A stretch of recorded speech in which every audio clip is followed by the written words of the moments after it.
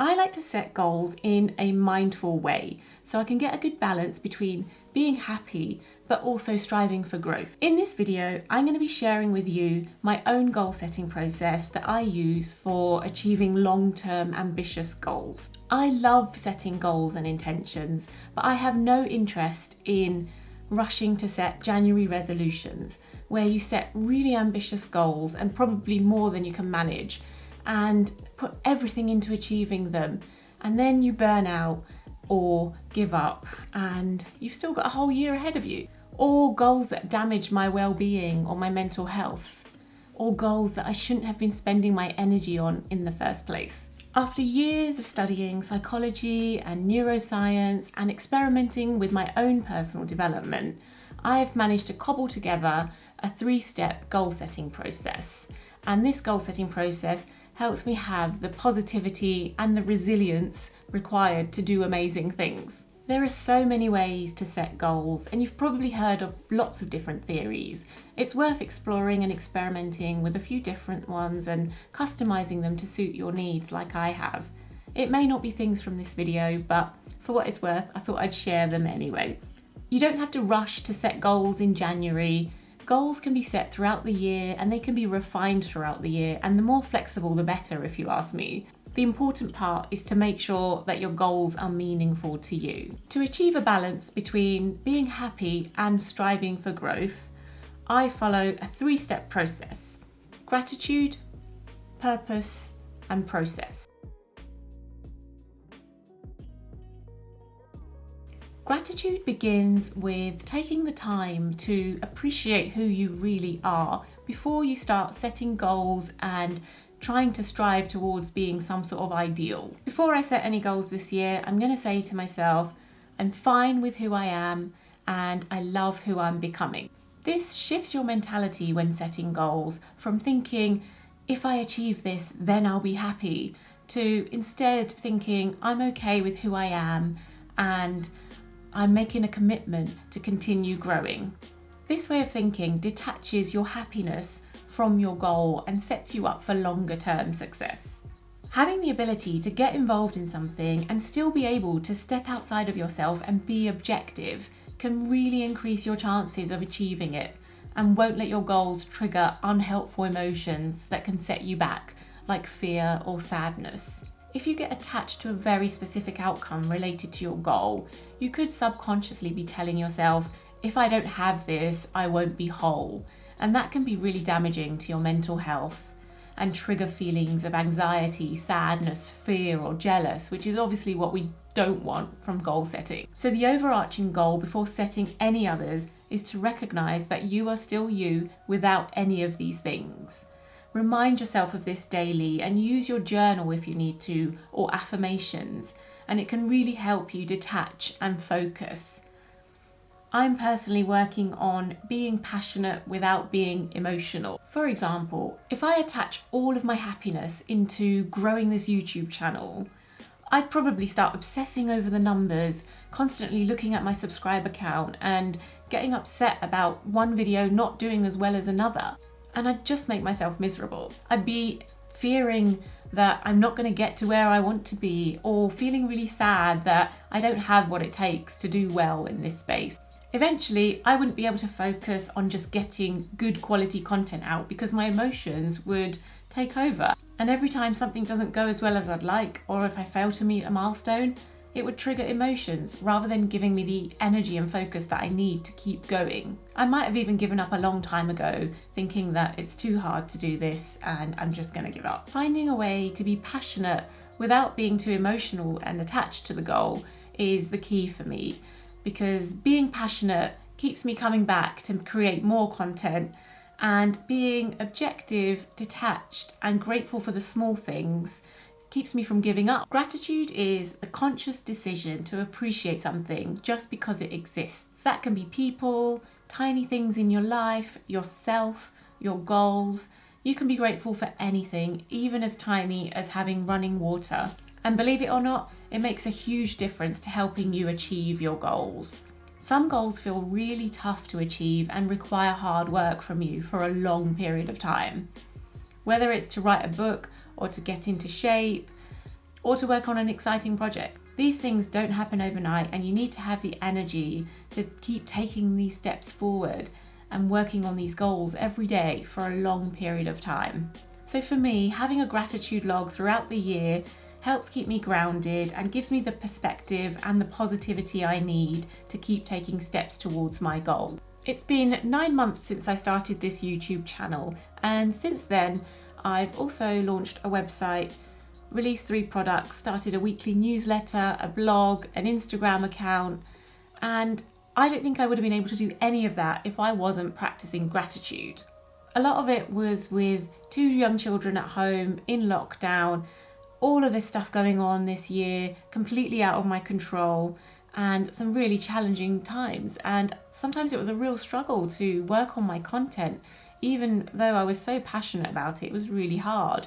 And sitting down every day with my journal and my gratitude log just gave me some perspective and just made me feel a bit more positive, and then I was able to apply that energy towards my goals. I started to notice progress even in the tiniest ways, and it was really important not to overlook the small things. My gratitude log also captured things like going for a peaceful walk or having family meals, and all of that was really important for just having an appreciation for the little things, and that then gave me the energy to tackle the bigger goals. The second stage of this goal setting method is purpose, and the first step is identifying your direction. Lately, my goals have been more of a direction that I want to go in rather than a fixed outcome. Believe it or not, it wasn't my goal last year to set up a YouTube channel. I knew I wanted to do something I love for a living, and I knew that I wanted to add value and figure out what value I can add. And then I also knew that I wanted to share more online, and I suspected that I could link the two. I set my broad direction, and then I listed some ideas of things that I could be doing and experimenting with to try and achieve this.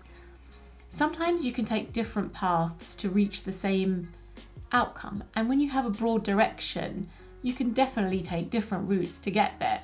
So I didn't want to limit myself, and I wanted the flexibility and the freedom to adjust my path and maybe take a different route to reach the same place. And that flexibility and freedom really helped, especially if you don't know exactly what you want to do or how you want to do it. So my goals last year were actually commitments that I made to completing certain activities that helped me go in the direction that I wanted to go in. So I had things on there like journal every day or share something online every day.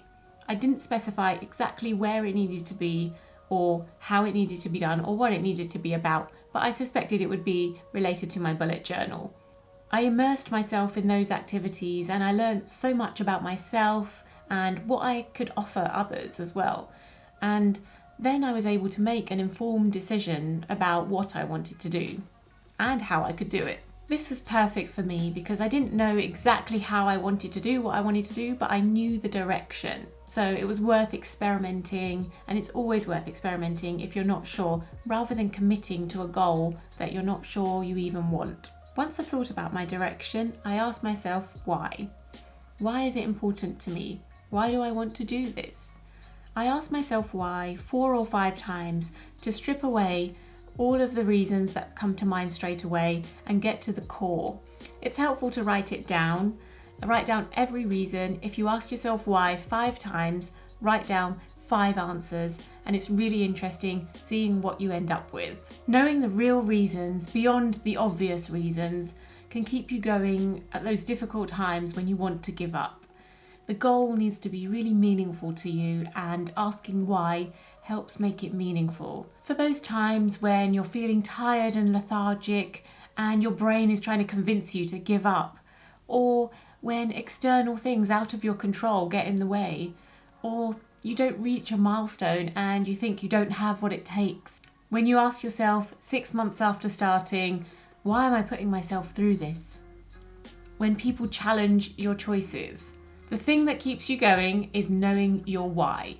A solid why will make you unstoppable regardless of what happens. The process stage can be split into 3 sections. 1, commit to dedicating time. 2, make an informed decision about what you want the outcome to be. And 3, reflection and refinement. This year, I came across the concept of push goals versus pull goals, thanks to a wonderful blog called Ness Labs. A push goal is a specific goal that you push yourself to achieve. A pull goal is one that you feel a pull towards because you enjoy it. The push goal requires some force to meet a very specific outcome and requires pressure and willpower to meet it. The pull goal feels natural because you're drawn to it and it's fueled by passion and enthusiasm. And it can often lead to a rewarding and impactful project. You ask yourself what activities you enjoy doing regardless of the outcome. Then you identify an overarching direction you want to go in, like we talked about in the purpose phase of this method. Then comes the process part. You commit to dedicating time on a consistent basis. For example, if you enjoy writing and identify that you want to write more this year, commit to writing something for 10 minutes every day. If you can commit to writing for 10 minutes every day without a defined objective, eventually you'll notice your writing turning into something. It might lead you to think that you have an idea for a novel or an idea for a blog that you want to start up. If you focus on the craft, exciting outcomes will start forming.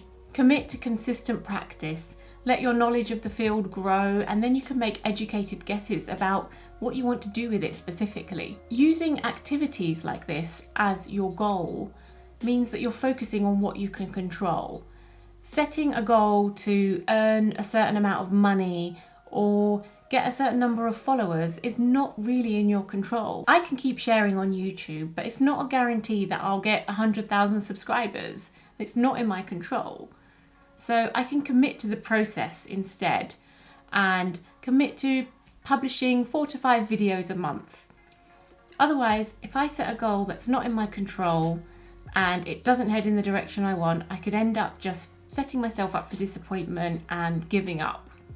By committing to the process, I can expand my knowledge of the area and then make educated guesses and refine my goals along the way, which brings me to the final part of the process, reflection. This part of the process is just taking the time to reflect on what's working and what isn't. It's not just setting your goals and leaving them to look at the end of the year and then seeing that you didn't meet any of them. You can tweak and refine your goals throughout the year as you learn more and expand your knowledge of the area. By committing to publishing 4 to 5 videos a month last year, I discovered areas that I was interested in and expanded my knowledge of where I can add value, what I enjoyed, what I didn't, what others found valuable. So this year I can make a more informed decision to publish 4 to 5 videos a month on mindful productivity, because I found that that's the area I enjoyed most and that provided the most value to others. I also learnt a lot more about creating and releasing products on Etsy, how long it takes, what it takes to do it, and some product ideas as well. So I can set a goal to release a certain number of products this year based on the information I have from last year. So you can choose your commitment based on your starting point, focusing on what you can control, and then the opportunities will unfold. This process also stops you from comparing yourself to some sort of ideal. You're just comparing yourself to yourself before you started, not to someone who started 3 years ago, which is obviously going to make you unhappy. You're measuring the gain and not the gap, which sets you up to have a balance between happiness and striving. I hope you found this useful. At the very least, I hope it helped you think about a goal-setting balance that works for you. I'll link all the resources down in the description box below, and also a blog post that I wrote on the topic with all of the details. Thanks for watching, and I'll see you soon.